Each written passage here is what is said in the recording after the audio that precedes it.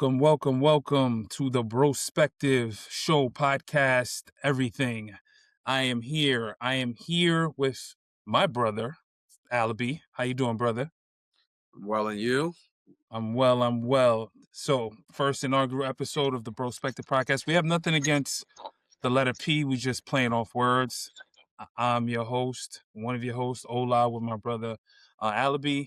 And we basically are here giving you our Brospective on all things politics. We're going to jump right in. We don't need much of an introduction. We can talk about ourselves later.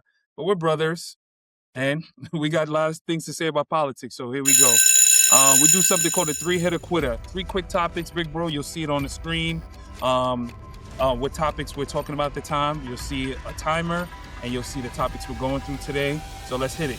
First topic on that 3-hitter quitter, brother. Will the midterms be a backlash, midterms 2026, or a reset? What do you think? I think the midterms be more of a backlash than a reset. Now, it could be a reset, but let's go first with the backlash. I think it'll be a backlash to the Trump policies. Trump talked about, especially during his campaign, that things were getting more expensive, i.e. the price of eggs and things like that. But in reality, things weren't that expensive, but he created in the mind fear. And now things are more expensive.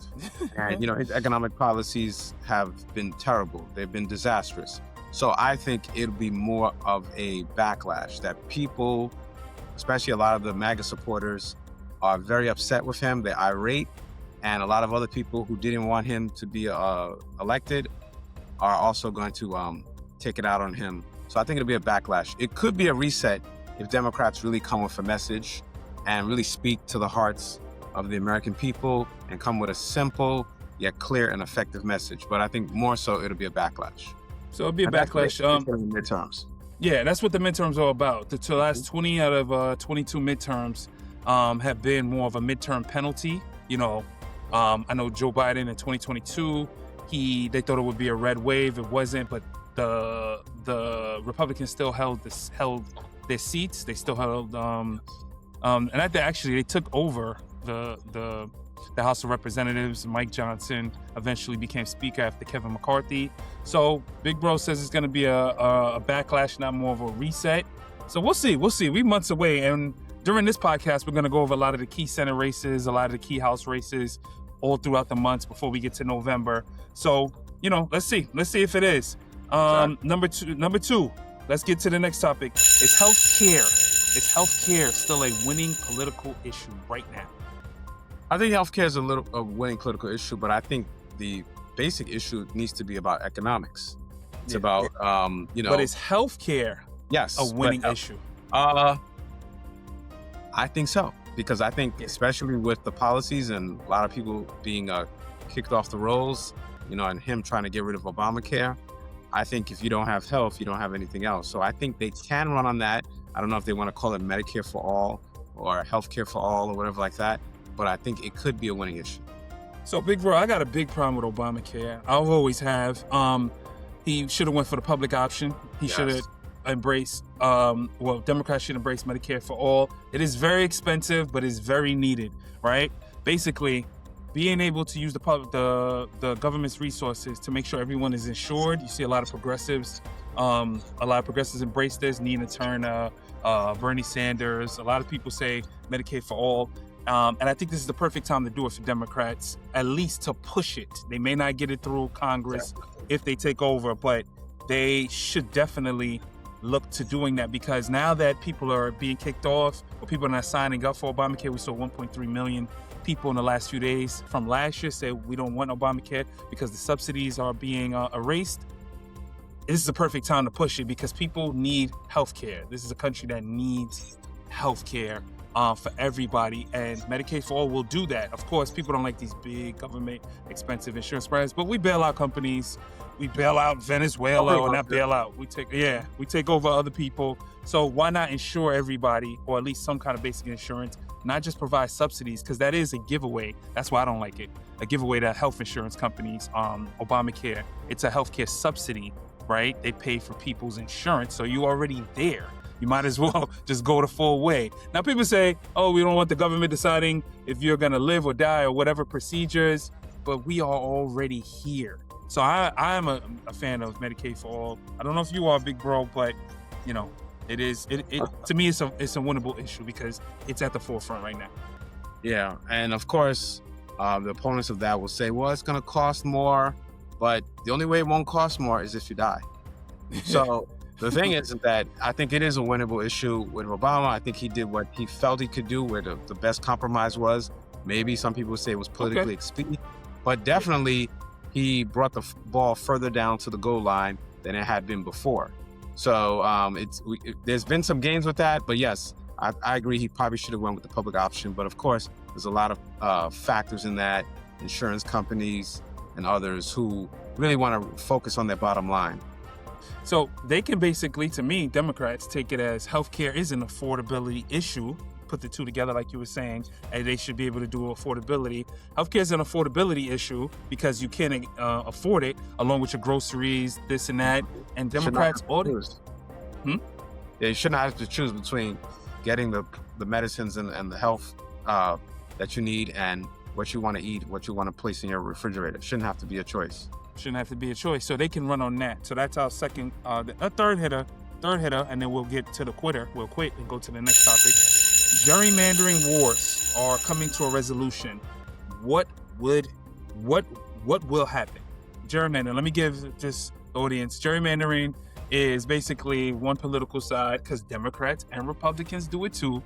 They basically rewrite the map, whether it's at the 10-year census. We usually do it every decade, but Donald Trump put a nice wrench into the equation, and he said, hey, no one says we can't rewrite the House seats. You know, we apportion them per state. We usually go by the census. So we should do it in the middle of the decade. For his purposes, he wants to keep the House for the rest of his term so he can do what he's been doing, which is have basically a lame duck or shitty Congress, right? So he said, let's do that. He does that in one state, in Texas. California has a backlash and does it in their state. Then another state does it, then another state does it. What will happen? What should happen? You mean, should there be political gerrymandering? Yeah. Is that what you're asking? Yeah. I mean, it's like a domino effect. As you said, one state is going to do this, do that. It's all about maintaining and gaining power. So I don't think you should be able to have to redraw maps like that, because then let the voters decide, and the voters have decided. And now when you're afraid that things won't go your way, such as this midterm elections, then you want to all of a sudden change the rules in the middle of the game. So no, isn't that America? But both parties do that, and both parties will continue to do that. So the third branch of the American government is the Supreme Court, the judicial branch, and they basically in 2019 said partisan gerrymandering is fine. They said they leave it to the states, which is, this is in 2019. So they said the states can determine this, and the states have been running wild. Texas does it, California does it, Maryland's even thinking about it. Indiana kind of said F you to Trump. Whoa, Republicans push back on Trump. News, very big news. So for now, and they basically aren't taking it up. But I think no matter how much you volley the issue, who gets 5 seats here, 3 seats here, 2 seats here, I think that it's going to be a blue, maybe not wave, but it's so many people that are involved in these off midterm elections and the backlash towards the party in power that I don't think it matters. I think he's just trying to, see if he could get, all he needs is one. All he needs is that 218th seat out of 435, and he cruises through the rest of his term, which he's been doing already with whatever he wants to do. So, okay. I mean, gerrymandering, until they come up with an independent commission that says we're going to do it, but the Supreme Court right now is 6-3 conservative, then we're going to be stuck here. Last words on that last quarter, big bro? No, I think you said it best, and I think he's going to do what he can, throw his stuff against the wall, see what can stick, just to get to where he is so that he can, run through his agenda for these last 3 years. All right. So that's our three-hitter quitter. That's our quick topics right here, bro. How you feeling politically? How you feeling this year? I'm not trying to get your political stance or anything, but if you watch this long enough, you might see our political stance. But how you feeling? I think we just gotta, get our popcorn ready, as T.O. would say, and look and see, as we know what Trump is trying to do.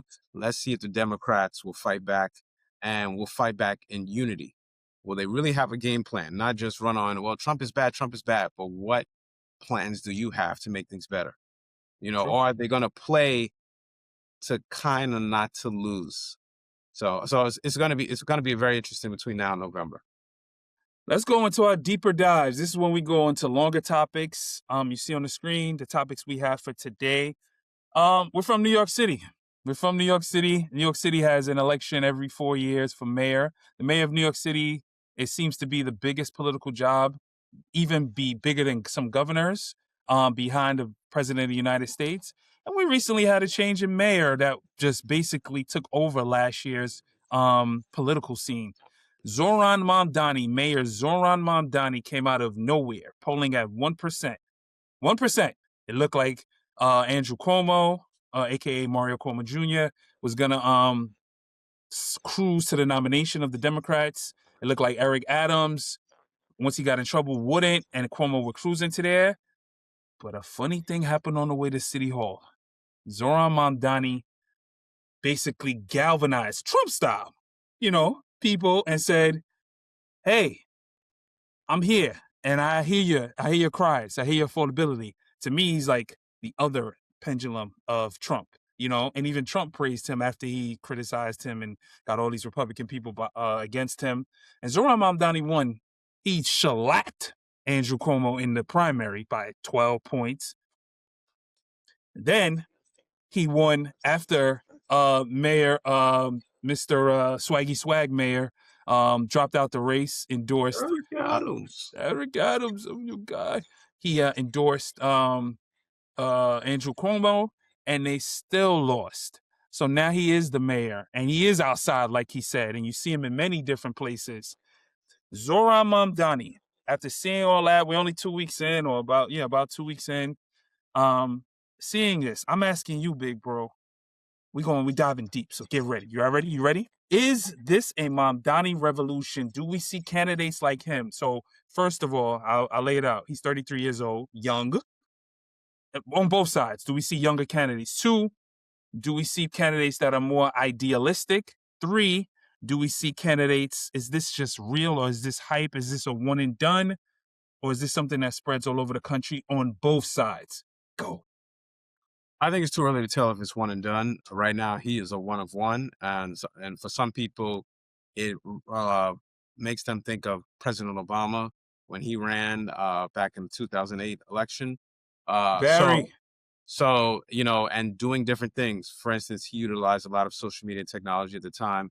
Zohran Mamdani has done the same thing, but also had a very extensive and very successful ground game, 100,000 volunteers, and people just really pounding the pavement and getting the word out about his.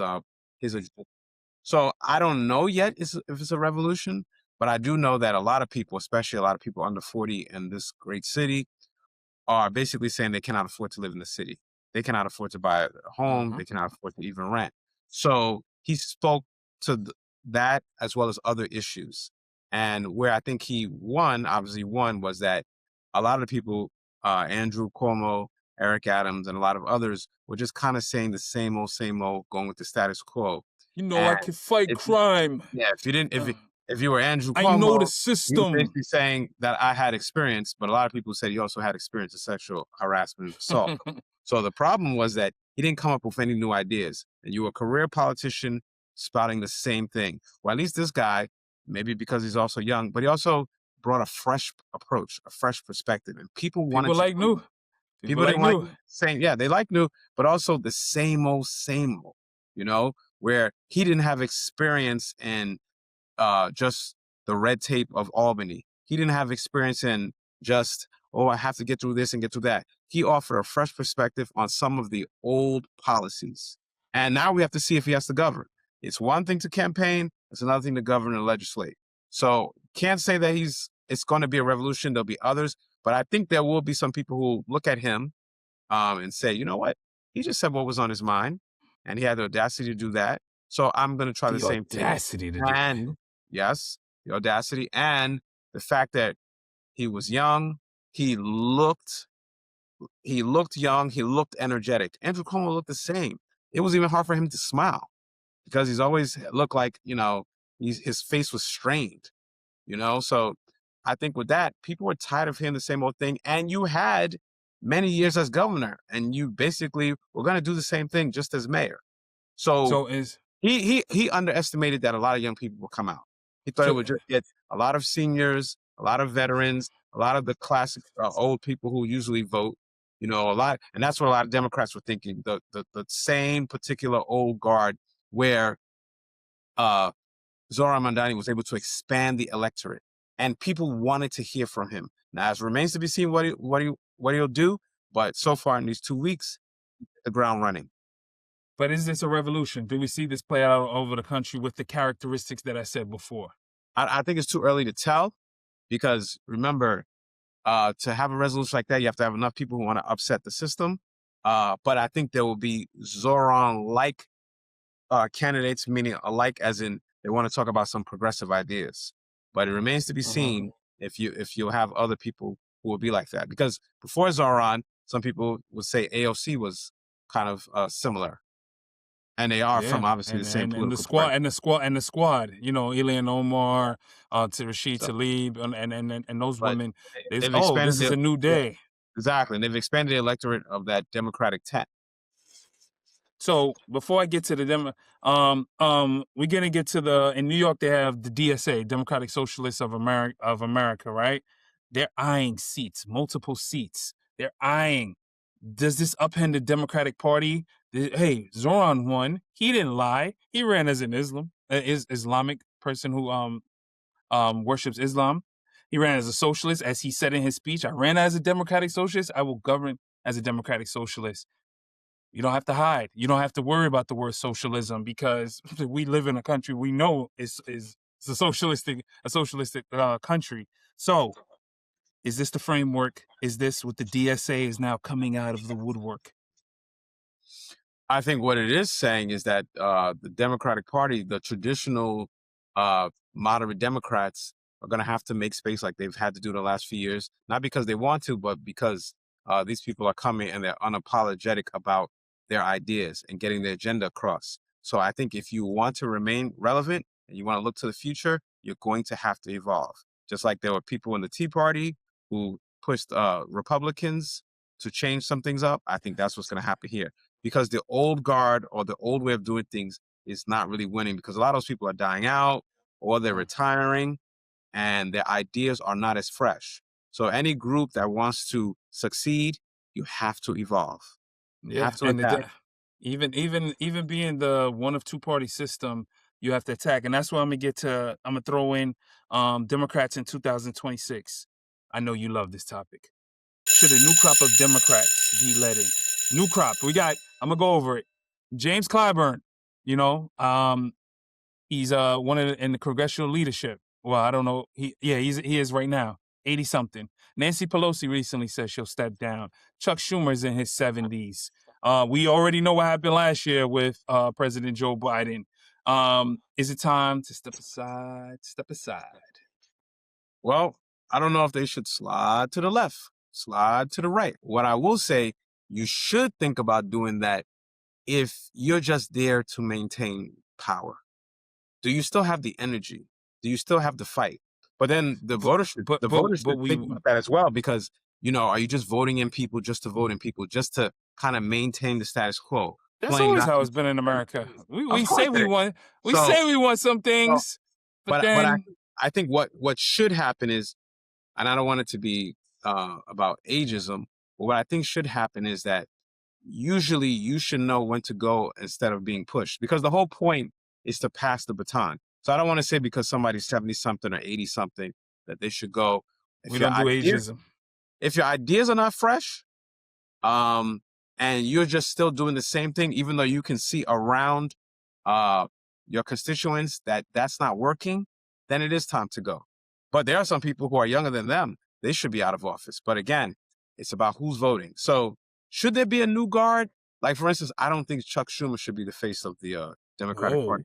Whoa. And it's not because he's old. It's because he doesn't really have any ideas. And it doesn't look like any new ideas. It looks like he's kind of just trying to keep the status quo. And with the election of Zohran Mamdani, and you have others, you have to come up with some better. You're saying galvanization is all about. I mean, gathering is all about galvanization, and people like at the time Obama in his 40s, Zoran in his 30s. Even what I'm saying is sometimes yesterday's issues are not today's issues. If you want to borrow the Fat Joe's phrase about yesterday's price, not today's price. If you don't have new ways to attack it, you're still using the same old playbook, and you're still playing around with this guy who's the president.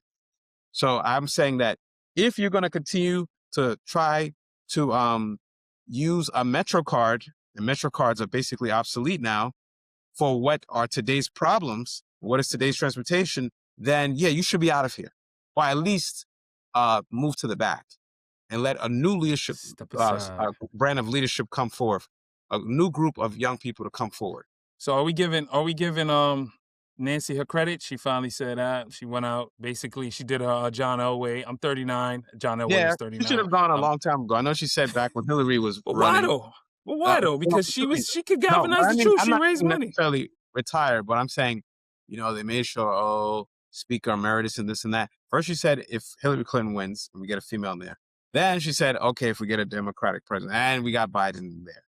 Yeah, so these mother lovers love power, so it's easy, Yeah, so a lot of people for them to who are me? Who am I without my titles? So, but she did finally. She didn't really want to, but she did it once they lost the House, and then there was the whole, let's praise her for what she has done, and she's done a lot, but you have to know when it's time.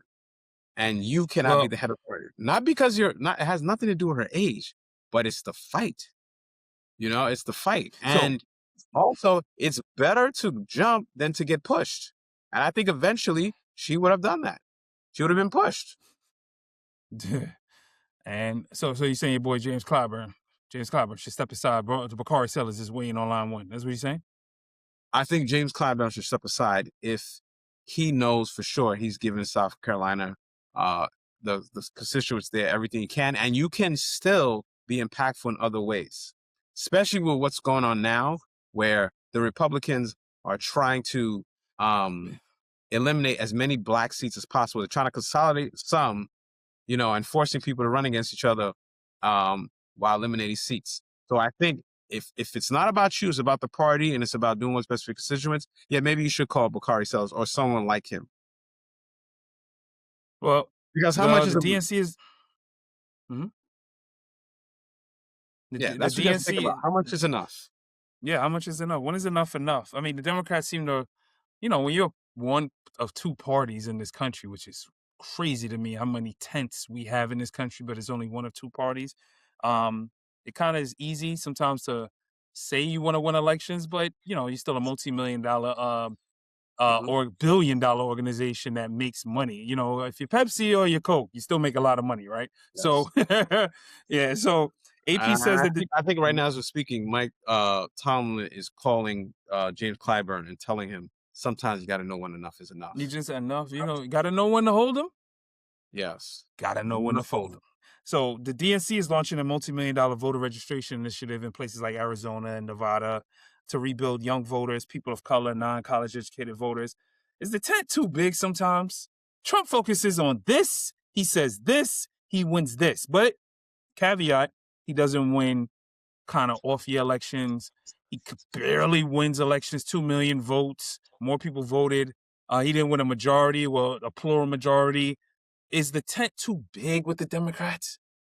Well, remember, Republicans basically go after, in this case, they're going after white conservatives and, domestic terrorists, white nationalists, things like that. So Democrats one person, one vote. Yeah, exactly. Democrats have to expand the tent because you'll have some people who stay home like they did in the last election. If maybe half of those people came and voted, he wouldn't be a factor. So the tent may be too big the tent may be too big, but what other choice do you have? And this is why, going back to the first part we talked about with, and central moderate Democrats, there's always all kind of factions in every party. but you're going to need as many people as possible. And as everybody knows, if Democrats really come out, they'll win. So because you cannot account on Democrats and the don't. moderate Democrats count on those white suburban women who've been moving away and away and away. So then 2024, all talking about, oh, yes, and women's rights. At the end of the day, you went with the patriarchy, and now you're going to ask Black women and Latinos to help save you from yourselves again. So you have to expand it. But what the Democrats really have to do is to be honest and say, we're not getting those soccer moms back. You know, not because it's not a good thing to do, but because they're just going through the wind. And you kind of want to make your electorate look kind of like what America looks like. So you're going to need others.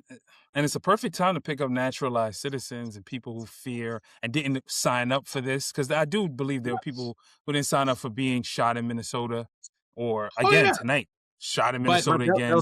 They'll say that when they go in the booth. And he is a master at that. He is a master of that. He's not that he's a master, is that a lot of people don't really want to be honest with themselves. And some people fear that if I vote with this, I'm still going to be left behind. But if I do that, because a lot of white people think that they have the white privilege and they think that for whatever reason, they can take that to the bank or anywhere else. But they're saying that it's not about Black Lives Matter with Trump. It's not about white lives matter. It's more about rich lives matter. And, when this happens again, they'll go back to doing what they usually do. So do they don't really, so they need the new ideas or refresh. They need to press F5 on their ideas. But is the party too afraid of primaries? Too afraid to say, you know what, let's let them duke it out. Right now, Jasmine Crockett's running for the Senate seat in Texas against other Democrats. People are like, oh my God, don't let her run, or just anoint, and that's the problem. I believe 2016 they anointed a woman, which upset a lot of people because people don't want to see a woman president anyway. Didn't. Then they anointed 8 years later a Black woman. They don't want to see that. A lot of people. They didn't anoint. So they did it because Joe Biden did terrible in the primary. Yeah, but she never ran. They had no choice. They had no choice because Black women did the right thing and held their foot to the fire. And basically, you can't win elections with just Black women. They vote over 90%. You can't. But the problem was, had you have done your homework and done what you're supposed to do in the beginning, maybe it didn't come down to that. And if it was going to come down to Kamala Harris, you would have prepared her even more. So she did the best she could. I mean, there's always mistakes and things like that. But you have 107 days. Who wins? If she would have won, people would say, oh my gosh, she won. And she only had 107 days. She lost, and they're like, oh my God, she's responsible for all of this in 107 days. So the problem is that they really didn't make sure Joe was competent enough, and they had a plan. Remember, he ran as a bridge president at first. And the same way that they didn't hold the feet to the fire and didn't have real messaging, because you really should have talked about what you were doing instead of letting this guy seep in and say, doesn't it feel like? They should have talked about everything they did in 4 years. So it's not that they anointed her. They really did it because they had no choice. They kept saying, a lot of them, I think we want a fresh face, new idea. But you wouldn't say who, because you didn't have anybody. And if you had somebody, you should have done that earlier. You should have done that in the midterm of 2022 and said, Joe, this is what we're going to do. We thank you for this, but we're trying to play the long game here. So thank you. Thank you. Have a good day, Joe. Have a good day. And I actually think, and I've told you this before, they don't really need. Got a white man. Only a white man could have maybe beaten this guy. Yeah. And I said that's what happened in 2020. He didn't have to come out of his basement. He just let that guy implode. When you do that and you just let that, sometimes when the offense is running a little too fast, the defense doesn't have to do much. And I'm not saying don't have any fresh or new ideas, but the Democrats' ideas, their actual ideology kind of centers with the country. People get mad, like they said, Trump is the cultural president. He's the one that makes you feel a certain way in your blood. So you can go out there and say, I'm not voting for a woman. I'm not voting for a woman of color. I'm not this. I highly believe. You mean a racist, a sexist. I highly believe that his ideas, you don't even know what he stands for. So people want to go in the booth and all he needs you to do is stand online at your voting place for 10 minutes on 2 different elections and say, you know what, I don't like her because of her laugh. I don't like Hillary because she's a criminal, or Medicaid. I mean, medical insurance she tried to do in the 90s. I don't like it because of her husband. I like it. It's easy to do that. It's easy for him to just put that out there and not really vote for him, but against someone else. So I think Democrats don't really have to, just do this whole tear down, because he's not running again. So just present your ideas and don't anoint anybody. Present your ideas, come with a full plan, stop trying to play cautious. I mean, in some areas you may have to, but actually have some real plans for what you want to do, and be on the attack, not the defensive. So yeah, you're going to talk about how he's failed and what you were doing before, but also how you're going to move us forward, right? Because that's what they should do. And when you do get into office, let's not play games. Do exactly what he did. Run your agenda through. Run a Boston, as they say. That's what you should do, instead of, oh, well, we don't want to seem like that, because the man told you what he was going to do. That part he didn't lie about. He lied only to those people, the MAGA guys who are right now, as we're talking, standing on food lines, talking about, oh my God, I can't believe he did this to me. I'm going to say this. So those guys who still vote for him or someone like him in 4 years. So the man, if you want to make a comparison to Zohran, he just said whatever he wanted to say. Zohran said, I'm not going to Israel because I'm the mayor of New York. That's not the first thing I'm going to do. And Trump told you in 2025 what he was going to do, and he's been trying to do that ever since. So where did he really lie? To the people who voted for him. You just didn't know it would be you. So that's what they need to do, instead of playing this game. And they may get pushed, like you said, by DSA and other progressive Democrats. Instead of just playing this game, oh, we're just going to do enough, and this, that, and the third. Like how people are saying Chuck Schumer, they're mad at him because of the government shutdown. He's like, well, but you're making backroom deals. So you really don't want to do anything new. You want to be moderate. You want to maintain the status quo. And that's why some people want to knock his head off. Well, we'll see going over this year. It's going to be fun. Buckle up, big bro. This bumpy ride of the midterms is going to be real fun. It's interesting to see if the Democrats will capture the Senate. They got to pick up a seat in Texas, maybe in Ohio, something like that. And we'll see. We'll see. So we'll move on to the next deep dive. Let's dive deep. Retribution tour by Trump. Letitia James. That's the Attorney General of the state of New York. Former FBI Director James Comey. Ain't really too mad about him because he might have cost the Democrats the election in 2016. Jerome Powell, the Fed chief. Mark Kelly. Oh my God. Just a bunch of other Democrats. And then everybody else he's coming after using the Justice Department. Same thing he said. You're weaponizing the Justice Department. Will that galvanize voters, Trump's Retribution tour? I don't know if it will, but I know Trump is taking a playbook out of Alonzo from Training Day. You think you could do this to me? So anybody who he feels was against him, he's trying. He tried with Tish James the first time. He tried with Tish James the second time. And he'll try again. He'll try again and again and again and again and again. So no. Literally, Big Bro is not joking. They're trying to go through the hairdresser now. Yeah. So he'll try anything, because it's not about wins. It's about humiliation. I'm sure a lot of people told him it's a waste of time, but he's probably like, shut up. I'm still going to do this. So that's one. I think if you want to say retribution, yeah, you can run on that Trump hasn't been good, but you got to talk about what you're going to do. No, but will that galvanize? So will that galvanize voters at least to pay more? It'll galvanize some, but I think if you want to take a playbook, a page from Zohran Mamdani's playbook, yeah, we hate Trump, but some of you said that before. But what are we gonna do? And then you might have to say, look, if we get in office, we're gonna hold all these people accountable. Some of these people we're gonna investigate as well, but we're also gonna push this bill and that bill and get, like you said, Medicaid for all. We're gonna try that. We're going to work on the economy. So, because some of that is just feelings are fleeting, but just like some of these people who say they don't like Trump now, but then later on, well, so you have to come with some new ideas. Yeah, and America, I don't think America likes the whole volley of people really think Joe Biden weaponized Justice Department when Trump was holding up his mugshot. And, people never get it past the thing like, he might have actually done wrong. But also then Biden pardons. Then this guy releases January 6th. He pardons people like George Santos and just a list of people. But this is what America is. Why does America, and this is a little off topic, why does it act like it's not who it is? Like, people have always pardoned. People have always done pay for play. People have always come after the political opponents.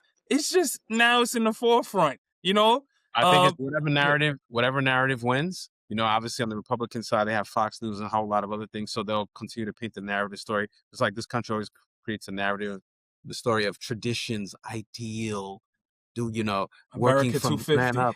Yeah. So that's why any president, anybody, as they say to the victors go to spoils, you're gonna pardon whoever you want to pardon. So it's always funny when people talk about fairness. So I'm saying that if they get in and get the gavel again, do it the same way he's done it. In terms of whoa, big bro, whoa. When I say the same way, we elected you to not do it. So why now you're gonna do it? When I say do it the same way he does it, I mean in terms of push your agenda forward by any means necessary. Stop playing the game. Are we talking about getting rid of the filibuster? Are we talking about getting rid of the filibuster? Hey, stop playing this game of, we don't want to seem like them. Are we talking about packing the court? Are we talking about packing the court? Well, when you can get a chance to do that, but yes, because every time you're going to play the same, you're going to complain about the same thing every 4 to 8 years. Oh, they're this, they're that. But when you had the chance, and I think Ayanna Pressley said this a few months ago. Congresswoman. Yes, Congresswoman Ayanna Pressley of Massachusetts. When we get it back, what are we actually going to do? So you're going to continue to play it safe? And then they get in, and then you'll say you didn't know, and you're shocked by what he does. You shouldn't be shocked by what Trump does. He told you what he was going to do. Yeah, you know. Sometimes, So people want to play the victim game. I had no idea this was happening. I didn't know that if I pour honey all over my body, bears would try to maul me in the forest. No. You knew what it was, but now, like you said about America, I just need somebody to blame. Oh my God, these immigrants are taking my jobs. Oh, okay. Oh my God, these black people are taking my job. Oh my God, these women are taking my jobs. So you want somebody to blame instead of looking at yourself and saying, handle your business. Yeah, and then we go to the back to the retribution, right? Is it fair? Is turnabout fair play? Is it? I got the Justice Department in my lap. Go look at Letitia James' high school transactions or Howard University transactions. Shout out to Howard University. But he knows. A lot of Americans like to get distracted. They don't say they will, but they like to get distracted. Oh, look over there. Wow. So, and it's the same. Steve Bannon said it. Steve Bannon said we're going to flood the zone. Yeah. It's the same playbook. So after a while, if somebody keeps doing that to me, I'm either permitting it or I'm promoting it. I'm obviously complicit in some way. I can't keep saying that every time I leave my door unlocked, that these people keep robbing me. When am I going to change the locks? When am I going to put locks on there? So, and that happens. So rinse and repeat, rinse and repeat, rinse and repeat. That's why the news is the same all the time. So I don't know if it'll be about retribution. Coming up at 11, it's going to rain again. Yeah, exactly. So I don't know about retribution. What I'm saying is have a plan. Speak to the hearts of the people. Stop coming with these PowerPoints and all that other stuff. Kind of do what they did. Create in their mind. It is expensive now. Yeah, things have gone up. Oh no, the price of eggs has actually gone up. Have the tariffs really helped you out? Has it sunk your business? Black women, especially those of you who voted for Trump. How has that gone? How many of you have lost your jobs in the federal government? Show me the black woman that voted for Trump. No, there's a small pool. Yeah, exactly. It's not a lot. I'll show you the white nationalists that voted for Mamdani. Yeah, but I'm just saying, for those people who said, oh yeah, because I can carry my gun or whatever like that. How has that gone? Yeah, Democrats were so off with this abortion. We're gonna put that at the forefront. No one's even talking about abortions anymore. So y'all was fighting for the wrong thing. What's in my pocket? What I believe in my pocket was preventing me from getting the money I feel I deserve. It's the immigrants. No, you got to talk about those, as they say, kitchen table issues. So transgender, so girls on boys teams or boys on girls teams That's not a kitchen table issue. That's sarcasm. I'm sure there are transgender Republicans just as well. But you know what's even worse? Transgender, regular gender, gender. It's about what does money look like in my household? Yeah. No, and I'm saying that not to be funny, not to say, those issues aren't there. But when you nationalize those topics and only like 10 players in the NCAA actually have a case where transgender sports is a big thing, they know, like as you said, they know how to do the red hot ballot issues. They're gonna take our guns away. They're gonna do this. They're gonna do, and the stuff is not even relevant. But they know how to push it. We seen this when Trump ran the first time about guns. We seen this when Bush ran, like, oh, guns and this and that and taxes. Well, taxes is actually in the forefront, but things that aren't really things. But it's always, as your boy the 42nd president said, it's the economy, stupid. Like it's always gonna be. Yeah, but you got to talk about money because that's what it comes down to. And again, like you said, healthcare. Because if you don't have your health, then it could impact how much money you have. But at the end of the day, people want to know that they can afford the regular things, the basic things that everybody wants. And then if you have more, you can get a few luxury items. But all the other stuff is a distraction. Those are secondary, ancillary things. But yeah, because at the end of the day, I feel like everything is going up except my salary. Standard of living is going up, so everything is going up except my salary. Focus on that. So, just to put a cap on retribution before we move into the next topic, yeah, more is coming, and because I think he knows he only has a few more months. He hasn't even barely hit a year. I think he knows that he may not have Congress, at least the House, which has the power of the purse, and he may not have the Senate, which has the power of confirmations. He may not have them. So he got to run his last Boston of his life right now and say, I'm coming for everything. I'm coming for Greenland. I'm coming for Venezuela. Like we said in Bad Boys, I don't know what I need, but I don't know where I need it. Yeah. I need it. Yes, but he also knows I'm just gonna run my own playbook, point here, point there, and see who falls for what. But regardless of what he does, Democrats have to have their plan, and it can't just be he's a bad guy. He's a bad guy. No. You got to actually have a plan for the future, and you got to lay it out. Since he's taken office, this is what happened. This is what happened. Just like they should have laid that out in 2020. Since I came into office, I built back America. I did this. I did that. You might not be able to fight every lie, but you should be running ads saying this is what he said, and this is what has happened, and this is what we're going to do. Right now, people want to still be stupid and vote that way. Okay, but I'm telling you, remember when you guys had this? Oh, we don't have that anymore. Remember before the tariffs and all that stuff, when he said he was going to do this? Farmers. Remember when, the Department of Agriculture, with Biden, they did this, that, and the third? But now a lot of you are going bankrupt, wearing your MAGA hats to the food pantries and soup kitchens. And he hasn't helped you. Remember that? Facts. Kentucky. Still voting for guys who, well, let's not say that, but still voting for guys who are voting against your best interest. In one of the poorest states in the country, Alabama. Yeah. So shout out to Senator Tom Tuberville. We're gonna get to him. What do you have to lose? Mm-hmm. Unless you just like losing. Yeah. So we'll put a cap on that. No, our last deep dive of the day, big bro. Republicans, they're coming up on 2026, eventually 2028 if Trump doesn't get that third term. Should they lean in or should they distance themselves from a president who is hovering around 40-something%, but who will go scorched earth on anybody if they blink the other way, or if they don't use a Trump national golf course and they use something else, if they don't do what he says in tariffs, they are scared of him. Some have pushed back. The Indiana legislature pushed back when he wanted gerrymandering. Some have the Epstein files. They've said, hey, they jumped to the other side because they probably got the newsflash that this country should and probably will be continuing after he leaves in 2028, January 20th, 2029. Whether it's a president that's Republican or not, they have to survive themselves. And one thing we know about politicians, they're going to cover their own ass. Should they lean in? Or should they distance themselves from the 45th and 47th president?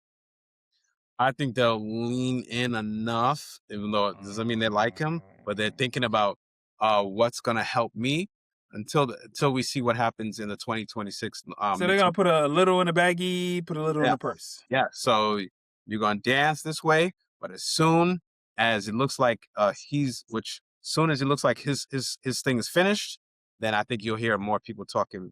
We'll do the Marjorie Taylor Greene step back. Ooh. You know, So she did and the that step doesn't back mean Steph Curry. Yeah.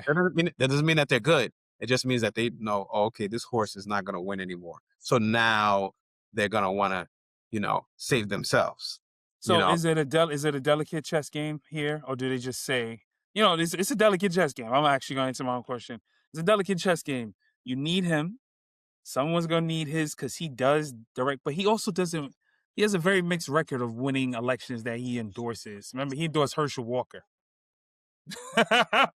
He endorsed Dr. Oz.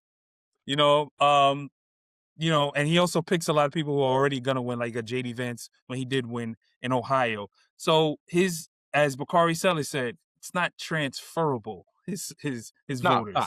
but that's why So I think they're gonna dance with the one who brought them there until they find out, oh, there's somebody better at the prom, somebody better at the homecoming dance. So that's what they're gonna do, and we'll see after November elections.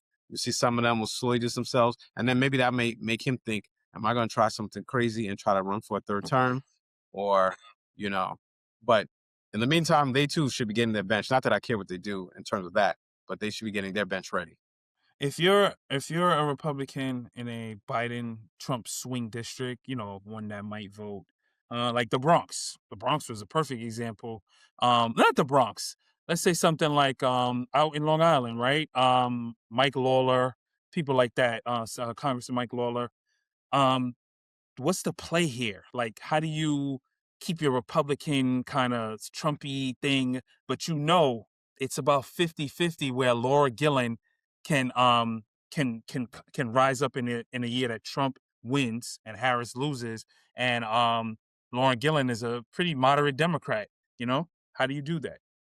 I don't know. What's the playbook? What's the playbook? The playbook is talk about those issues that matter most to everyone, right? Regardless of your political affiliation. Again, food, the economy, housing, education, health.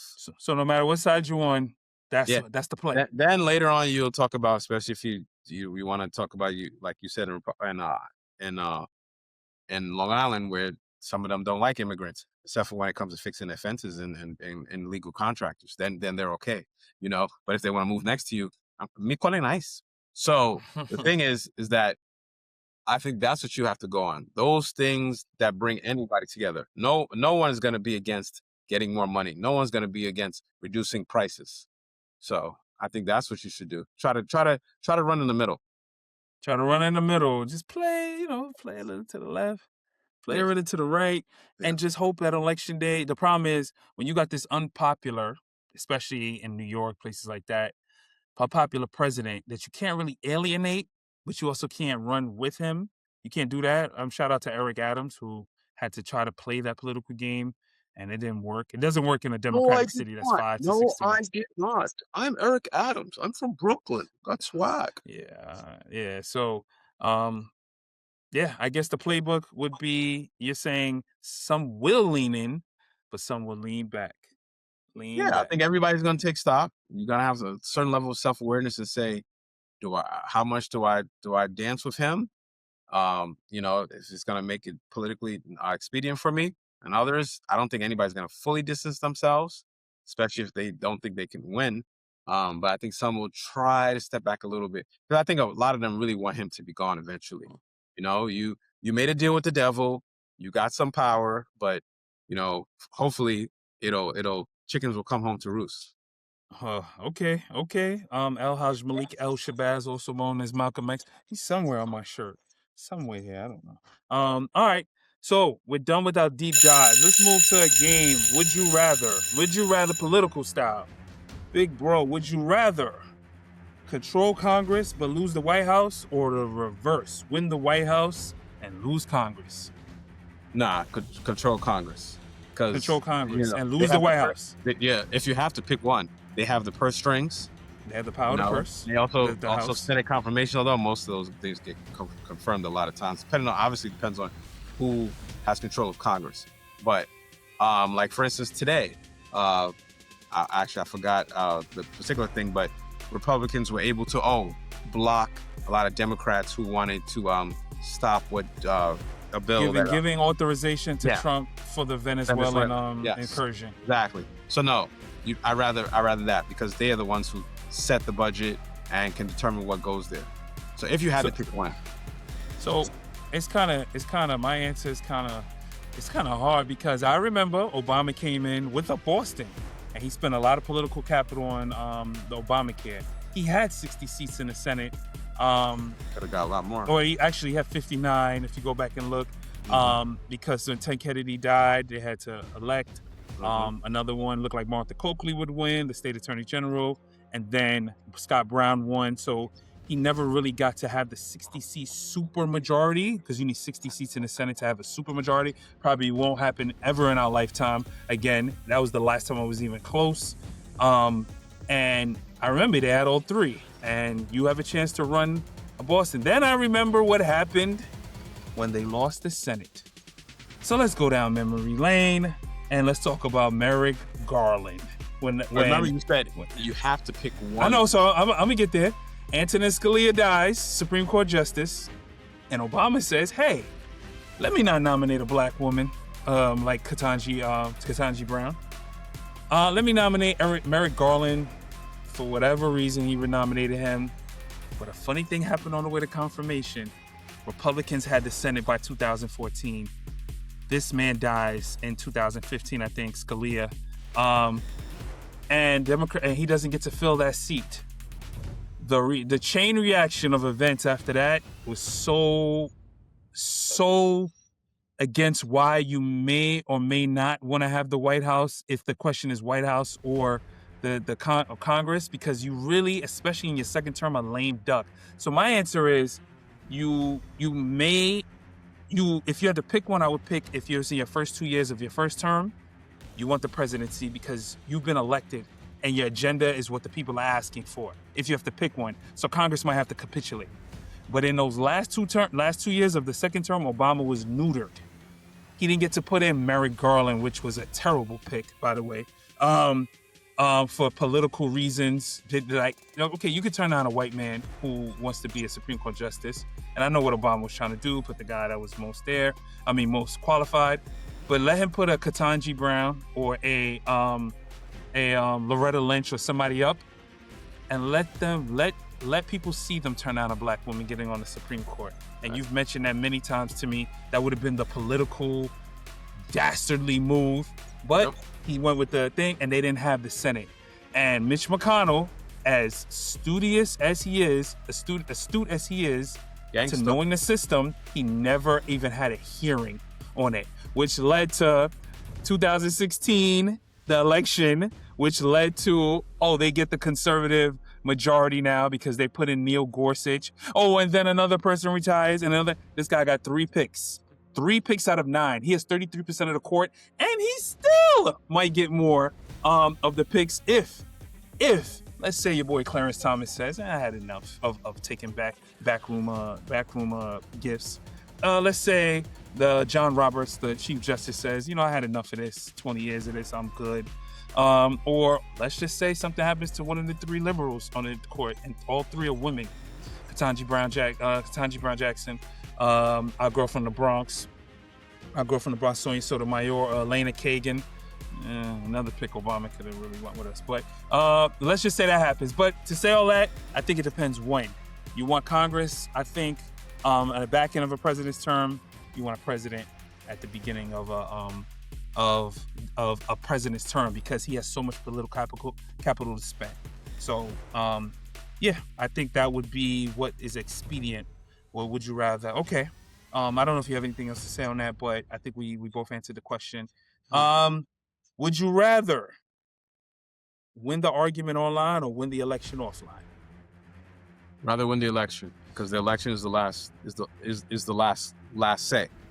So I'd rather do that. I'm not worried about going back and forth, militant mouse pads, guys, who are tough thugs, keyboard internet gangsters. No, well done is better than well said. At the end of the day, the election shows the people have spoken, whether we like it or not. And I'd rather laugh last and laugh long. To the victor Those are spoils, so that's why. All right. I don't know. Sometimes, I don't know.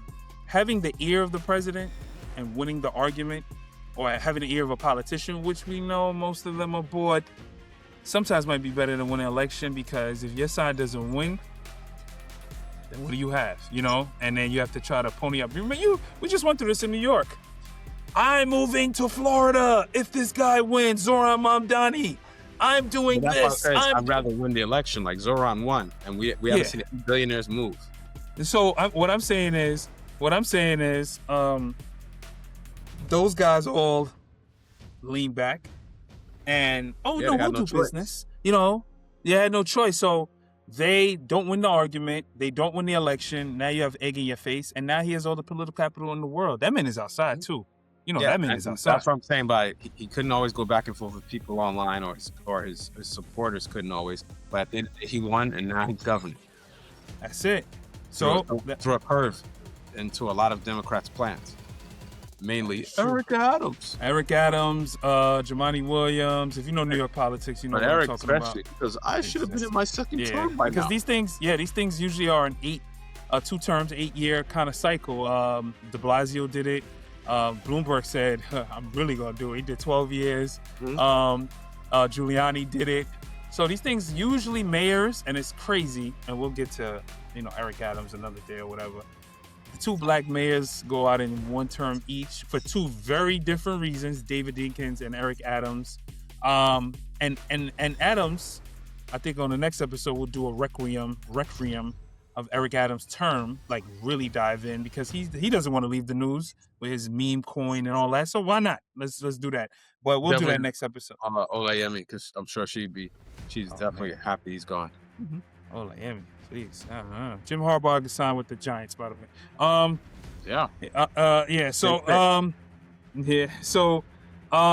right. So that's for Would You Rather. Let me get to something else. We always play a game here. What if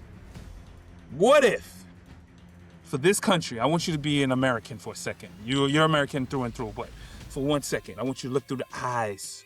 Blue-blooded, red, white, and blue American. Okay. What if Trump runs for a 3rd term? I didn't say win, runs.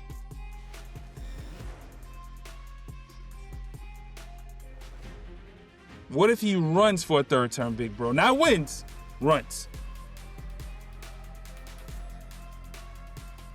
So what if he runs?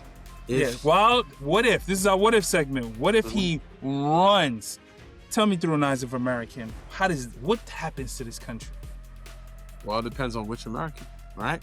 So if you're somebody who doesn't like his policies, you just hate the man, then, and especially if you're Democrats who are running for office, then you really are going to have to roll up your sleeves and say, we can't just say he's the Antichrist. We're going to have actually have some plans. And this could set up what you do for years to come. So I think that's one. If you're certain people, like the white nationalists, then of course you're happy. Because 5 years ago, January 6th, they said I did something wrong, but I got freed by the man. So people like that and other mediocre white men, or anybody who feels like, he's their Jesus, he's their king, then they wouldn't care. But I'm talking about for those who don't. And if I'm him, sick and twisted like he is, I'm gonna try, because I think I'm king anyway. I think I'm. I think I'm. And all you could tell me is no. So now if you're the others, because people keep telling you it's terrible, it's terrible, it's terrible, and what more must he do for you to say hell no? That I'm gonna make sure that I really get out there and vote, and not only just vote, because that's just the start of one process, but do things in my community, locally. So I don't blame the man if he runs, because look, he even said that when I came back around the second time, I made more money, stolen more money, done this and that. it's been a good run. So why not try? And most times with people like him who are narcissistic, who are sick, who are delusional, you got to knock them out. Yeah. So it depends on which American you're talking about. So but people who are against his policies, then if not now, when he runs for the third term, if that's what he does, then when are you going to do something? So if I got the shoes of a Democrat, please run, please, because I told you before early in the episode, Democrats, if they don't anoint and they don't do all this posturing like they did for Hillary, running against an 83-year-old man who has fatigued people in this, and even if the economy is humming, this would be a playbook, a play of 2020 before COVID. And yeah, he looked like he might have cruised to an election and people just got tired of him. If I'm Democrats, please don't be scared. COVID, he probably would have been finishing up that last election, Yeah, I'm leaning in. I'm so leaning into Trump running if I'm a Democrat. Yeah, if I am the... But it got to be more than just, oh my God, it's a third term. But I want you to run right now who've been rammed in by him. And if he ran for third term, they would still vote for him. Yeah, and I'm saying as a Democrat, I want you to this, and so because the playbook is easy. Now, in terms of this country, America, and all its principles and everything, the 22nd Amendment says that no one can be elected more than twice. Steve Bannon says they got a whole plan for that. America's got to look at itself, because there's no way the 22nd Amendment is getting overturned. There's no way. Like, you have to overturn the amendment, you have to do so many things. You have to vote for it in Congress by both houses. Then it has to go to the states, and 2/3 of the states, 2/3 of the Senate, 2/3 of the House, 2/3 of the states. That's never going to happen in this polarized country, right? To overturn an amendment. So what that means, something procedure-wise happened. That means everything in this country is touchable. Everything. If you're able to turn, yes, yeah, everything. I mean, when we say from USAID, he could just take money from that, to this, to I can invade anything or whatever. Even on the Democrat side, I could do this.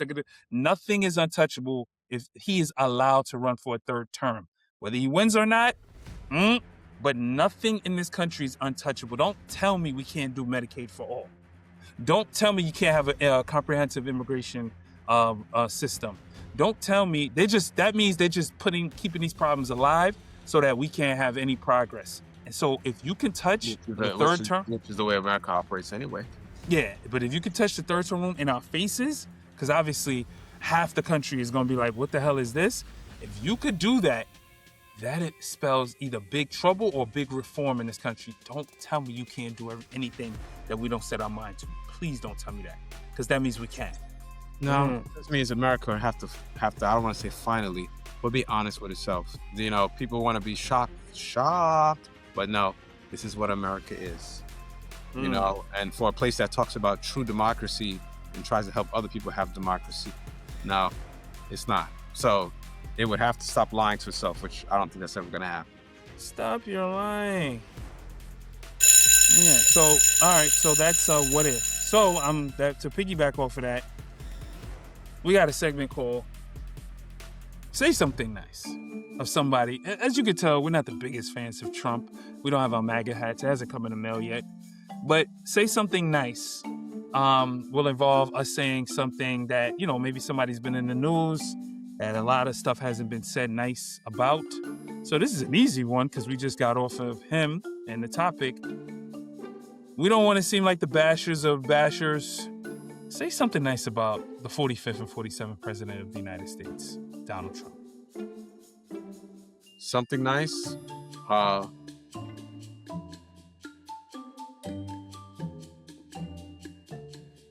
No, my camera didn't freeze. Something nice is, I won't say anything at all. So I can say something nice. That's nice. I could say something. He galvanizes people on both sides, and politics needs that. We have voter turnout unlike no other, and being a civics-minded, person, I teach civics. Civics is a great thing. People need to know the shit that goes on in politics.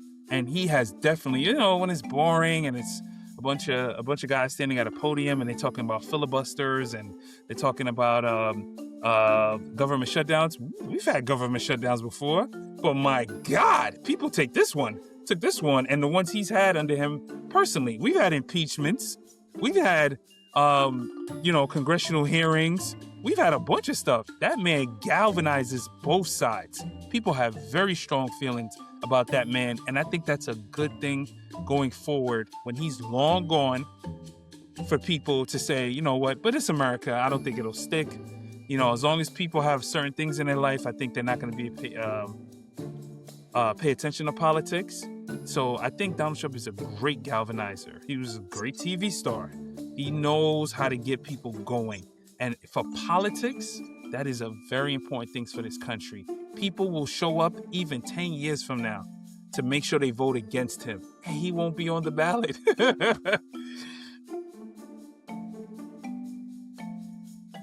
He's like, yeah, he's not saying nothing at all. Okay. Yeah, so that would be say something nice. Don't worry, I'm gonna come up with people later on that I know you're not gonna say nothing. You got more to say, I should say. All right.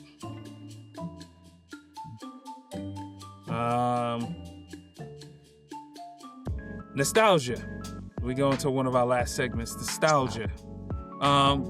This is kind of off political topic, and we'll always go back and look at some of our nostalgic topics that we just want to talk about and something that resonates with us. You know, being two people that watch a lot of TV, and we've seen where Hollywood is going over the last 30 years. I remember growing up, you know, Big Bro, I'm not gonna say how much older he is more, but he is older. You see, he probably looks younger. Big Bro, we used to watch a lot of shows. We watched Martin and you know, we watched The Wire. Oh my God, The Wire, greatest show on television. One of the greatest shows ever. Great writing. But growing up, we didn't have cable, or there wasn't a lot of things on cable like there is now. You have all this selection. Our nostalgic moment of the episode of the week is a show that some of you might know. It's called New York Undercover. Remember New York Undercover? Yes. Remember at the end, they would always go to the club. They would go to Nancy's or something like that, and they would have Mary J. Blige with Shaka Khan, musical guest, and it was just so dope. It was a dope vibe. We are from New York. They had two young guys, Michael DiLorenzo, Malik Yoba, who look like us, sounded like us. They detectives. They running through the streets. They catch criminals. They got all the women, all that stuff. It was a great nostalgic moment. It was a show that ran from 94 to 99 through Dick Wolf, who was the creator of Law and Order. And it was just a great network show that was on Fox. It got to show New York, guys that look like us. It was a great nostalgic moment, as you see on screen. So today's our nostalgic moment. It gave a good feel of how New York was, right? You were in high school and college at the time. I was in, school too. I won't give away your age. But how did you feel about, the soundtracks, the culture, the grit of the city? How did you feel about that? It was great. The late 90s, they had the style down, and you saw two guys who were cool, who look like us, Black and Latino, who happen to be police officers. And then I think one of the episodes you see, if you want to draw a link, it was directed, produced by Dick Wolf, who's part of all the created Law and Order. Ice-T was a character. He was a guest episode. He played Danny something. He was a Danny Up. Yeah. In New York Undercover, and then look now, he's I think the longest running television actor in a drama series. He's been on for that long. So that's a link right there. And if you obviously look, there's a lot of people who've guest starred on that show, gone on to make a name for themselves in acting. So I thought it was a cool show. It had a hip hop feel. Can't forget about Andre Harrell and James Ntume, the musician, who also played a part in getting that show developed. So I think it was good. It showed JC, who was Malik Yoga's character, in the relationship, being a father, and then the detective, the lieutenant they had, Patty Darbanville. Yeah, Darbanville, exactly like that. And then they had Lauren Velez, who was also they brought on Tommy from Martin later on. They had Paglia come on later. Yeah. So there's a lot of people there. But yeah, definitely at that time, especially around that time, you had Living Single, you had Martin, you had a whole bunch of other shows. Gwen Fox, really Fox was the Black network to save them, one of the Black networks. So yeah, so Fox and the W. It was a cool show. Was the storyline all that intricate and all that and the acting? Not necessarily, but it was a cool show. Yeah, so that's a nostalgic point of the week. That was about 30 years ago. It ages us excess. Mic drop moment. We're getting close to the end. You have a prediction for before the next episode? Will Venezuela have an American president in a week, or any predictions? No, the prediction is Trump will keep trumping. And some people will be. Thanks for going out on a limb on that one. Yeah. Well, sometimes you just got to know what works. So just do like Trump. Speak bad about immigrants. Speak bad about women. Speak bad about DEI. You know what? It worked. And why I do that, I don't really have to talk about any real problems or any real solutions. So that's the thing. And then some people will still be surprised. So that's my prediction. That he'll keep trumping, they'll be surprised, and they ain't gonna do anything. Yeah, and in this in the episode, anytime we go on to the next topic, you'll hear school bell, kind of doing with two educators, so that's why you hear school bell there. Prediction, I think that there's a prediction. The Jets are still gonna suck. I'm not going out on a limb, So episode, well, they can't be worse. The season's over, so they'll be okay. You're right, but you don't know the New York Jets. Well, you do. So yeah, maybe just on possibly getting a quarterback, but that's okay. They'll find a way to build this team. But a political prediction, I think you start seeing the races kind of coming together. We're going to break down a lot of these races from the Jasmine Crockett's to the governor of Florida. Prediction, I think there'll be some other lawmakers who may decide to throw in the towel and be like, I'm tired of this. I gotta go. Not that they actually want to go, but just like, I don't see a path forward. I'm too tired of doing this and fighting. So I'm going to just sit at home and get that nice pension and relax. Yeah, and that's a prediction there. We gotta. You were gonna say something? No, I said on both sides of the aisle. You'll see on both sides of the aisle. So we're gonna go over the California Senate race, the Texas Senate race, the governor, Florida's race. Shout out to your boy Byron Donalds. We go over some other Senate races, some key Senate races. It's gonna be fun. Brospective gonna be fun. Yeah, in for a bumpy ride. We got a birthday coming up too. Muhammad Ali. Yes, don't forget about Michelle Obama. Michelle Obama. Yeah, it's a whole lot of others, Omar Rigby, Omar Boji. Okay, so yeah. Oh no, it's your birthday coming. Oh, we're not gonna say what year, but I know you always say I got like 40 more summers left. You want to say anything for your birthday? Just thank God, just thank God, thank my parents. That's it. Just thankful. Just thankful for you. You're here for another year to go in another midterm. I'm gonna leave us with a quote of mine, and then you can leave us with a quote of yours. We always leave with a quote, because Big Brother is big on quotes. Power doesn't change people; it reveals them.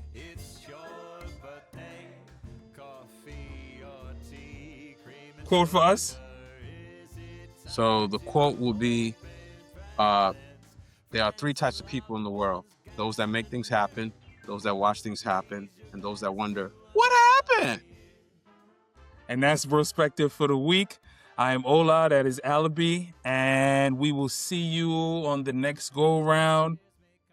Brooklyn, we did it. We did it, Brooklyn, we did it. We love you. Later. Raise your glass, I think we've had too much to drink. Happy birthday, one day you're young, and then they say your age like